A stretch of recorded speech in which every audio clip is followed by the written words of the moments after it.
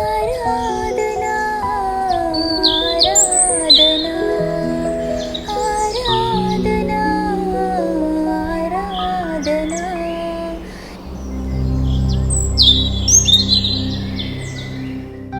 తండ్రి, కుమార, పరిశుద్ధాత్మ త్రేక దేవుని నామంలో ఈ మండలకాల ధ్యానాంశంలోనికి మిమ్మల్ని అందరినీ కూడా ప్రభు పేరిట స్వాగతం తెలియజేస్తుంటున్నాను.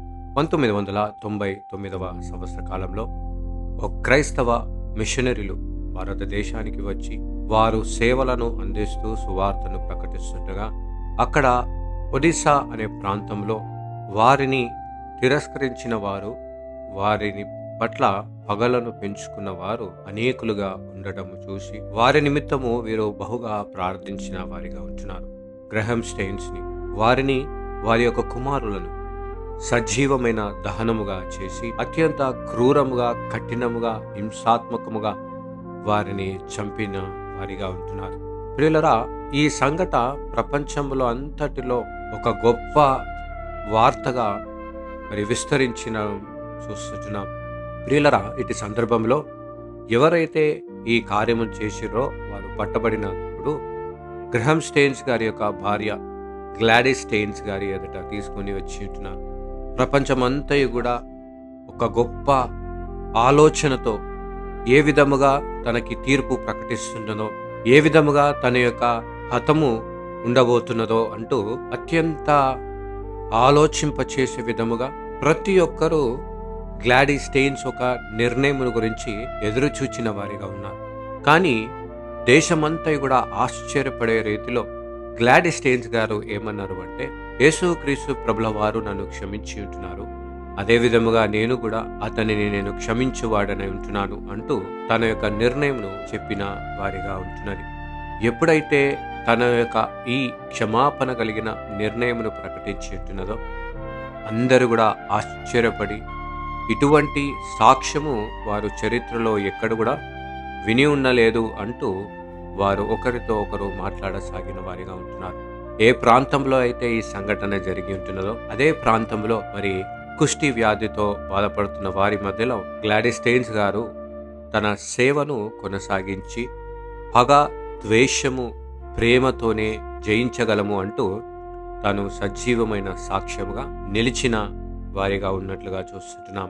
ప్రియులరా, ఈ మండల కాలంలో మన దృష్టి, మన స్థానము ఆ శిలువ ఎదుట మనము నిలిచినప్పుడు ప్రపంచమంతయు కూడా ఇదే ప్రశ్నతో ఎదురుచూచే వారిగా ఉన్నారు. నీవు నిజముగా దేవుని కుమారుడవైతే, నువ్వు ప్రవక్తవైతే, నువ్వు అద్భుతములు చేసిన వాడవైతే నువ్వు ఆ శిలువను దిగి కిందికి రా అంటూ యేసుక్రీస్తు ప్రభుల వారికి అందరూ కూడా సలహాలు, ఉచితమైన సలహాలు ఇవ్వడానికి ప్రయత్నము చేసిన వారిగా ఉంటున్నారు. ఎఫెసీయులకు రాసిన పత్రిక 6వ అధ్యాయం 12వ వచనంలో పౌలు భక్తుడు ఏమని సెలవిస్తున్నాడంటే, మన పోరాటము మాంసముతోనూ రక్తముతోనూ కాదు, అధికారములతోనూ శక్తులతోనూ కాదు. ప్రియులరా, మనము పోరాడువారిగా ఉంటాం. దేని నిమిత్తము మనము పోరాడువారిగా ఉంటాం? మన మన శత్రువుల పట్ల పోరాడువారిగా ఉంటున్నామా? కానీ ప్రశ్న ఏంటంటే, నిజమైన శత్రువు ఏదై ఉంటున్నది అంటే పౌలు భక్తుడు జ్ఞాపకం చేస్తున్నాడు.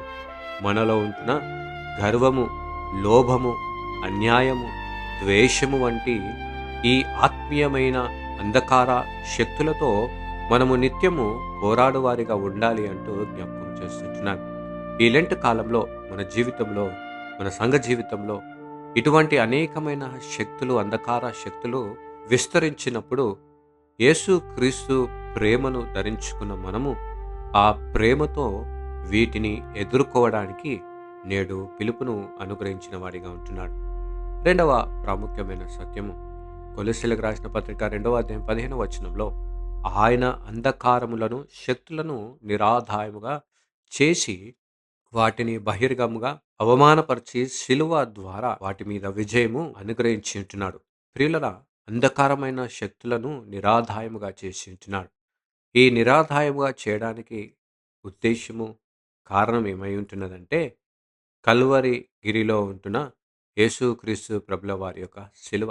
అది కేవలము ఆ స్థాయి పరిమితము మట్టుగా కాదు, కానీ ప్రపంచమంతటిని కూడా ఒక సందేశమును అందించి ఉంటున్నది. ఏంది అంటే, చెడును, మూర్ఖత్వమును, అవమానమును, ఆయాసమును ఇవన్నిటిని కూడా ప్రేమతోనే మనము జయించగలము అంటూ తన శిలువ మరణం ద్వారా నిరూపించిన వాడిగా ఉంటున్నాడు. మూడవ ప్రాముఖ్యమైన సత్యము, శిలువ మనకు బలహీనత కాదు కానీ అత్యంతమైన ఆయుధముగా దేవుడు సిద్ధపరిచిన వాడిగా ఉంటున్నాడు. గ్లాడిస్టైన్స్ ద్వేషముపై విజయము తన ప్రేమ కలిగిన క్షమాపణను ప్రకటించడం ద్వారా తను గెలిచి ఉన్నది అంటూ జ్ఞాపకం చేస్తుంటున్నది. నిజమైన బలహీనుడు ఇతరుల మీద పగను, ప్రతీకారము తీసుకోవాలని ప్రయత్నం చేస్తారు. కానీ నిజమైన బలవంతుడు మాత్రమే ప్రేమతోనూ క్షమాపణ అందించువాడై ఉంటాడు అంటూ జ్ఞాపకం చేస్తుంటున్నాడు. ఈ లెంటులో మనకొక సవాలు చేస్తుంటున్నది. అది ఏందంటే, మన ప్రతీకారము, పోరాటము దేనితో ఉంటున్నది? అది ఈ లోక అంధకారమైన శక్తులతోనా? లేదా క్రీస్తు ప్రేమతో మనము పోరాడు వారిగా ఉంటున్నామా? పగ, ప్రతీకారము అంటూ ఈ లోకము అనుగ్రహించే వార్తలో మనము ప్రతీకారము తీసుకోవడానికి ప్రయత్నం చేస్తుంటున్నామా? లేక యేసుక్రీస్తు ప్రభుల వారి యొక్క పరిశుద్ధమైన సువార్త యందు దేవుడు మనము ఆ విధముగా ప్రేమపూర్వకమైన పత్రికగా నిలిచి ఉండడానికి మనము ప్రయత్నం చేస్తుంటున్నామా? ఆ సవాలు మన ఎదుటనే ఉంటున్నది. బట్టే ప్రియులారా, ఈ మండల కాలము మనందరికి ఒక ఆహ్వానం తెలుపుతున్నది. దేనిని బట్టి అంటే, ప్రతీకారము తీర్చుకోవడానికి కాదు గాని, ఒక పత్రికగా, సజీవమైన పత్రికగా ఆయన కొరకు జీవించడానికి ప్రభువు ఈరోజు నిన్ను నన్ను ఆహ్వానించిన వాడిగా ఉంటున్నాడు. కాబట్టి ప్రియులరా, ఈరోజు ఆయన సజీవమైన సాక్ష్యముగా, ఆయన పత్రికగా ఈ లోకములో జీవించుటకు త్రియక దేవుడు మనకు సహాయం చేసి కాపాడును గాక. ఆమేన్. ప్రార్థించుదము. సర్వశక్తియు మిక్కిలి కనికరం కలిగిన మా తండ్రి, నీ పరిశుద్ధమైన నామానికి వందనాలు చెల్లించుకుంటున్నాం. ప్రభువా, ఈ లోకంలో మేము పోరాడినది శరీరాలతో కాదు, మాంస రక్తములతో కాదు కానీ అంధకార శక్తులతో అంటూ నీ వాక్యము జ్ఞాపకం చేసింటున్నాం. తండ్రి, నీకు వందనాలు చెల్లించుకుంటున్నాం. అను ప్రభా, నీ శత్రులను ప్రేమించుడి, వారి కొరకు ప్రార్థన చేయుడి, వారి కొరకు వినపములను చేయుడి అంటూ, ఇదిగో ప్రభా, నిన్ను వలె నీ పొరుగువారిని ప్రేమించుడి అంటూ నీవు ఆజ్ఞనిచ్చిన దేవుడవై ఉంటున్నావు.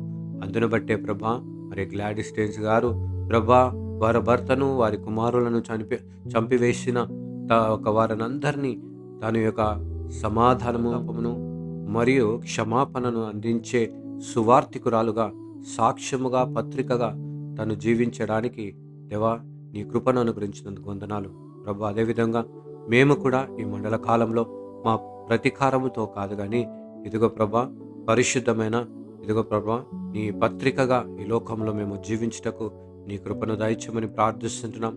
మమ్మను చూచిన వారందరూ ఇదిగో నీ సువార్తను చదువుతూ, నీ సువార్తలో మార్పు నొందుతూ, నీ సువార్తలో ఇదిగో ప్రభా సాక్ష్యము పొందుకునే భాగ్యమును మీకు దయచేయండి ప్రభా. మా జీవితములను మార్చండి తండ్రి. ఇదిగో ఈ లోకానుసారముగా కాకుండా నీ వాక్యానుసారమైన జీవితంలో నీకు సజీవమైన పత్రికగా, సాక్ష్యంగా ఈ లోకంలో మేము జీవించడానికి నీ కృపా సాధనముగా మమ్మల్ని నడిపించమని యేసుక్రీస్తు పరిశుద్ధ నామములో అడిగి వేడుకొనిచున్నాం తండ్రి. ఆమేన్. God bless you all and have a blessed day.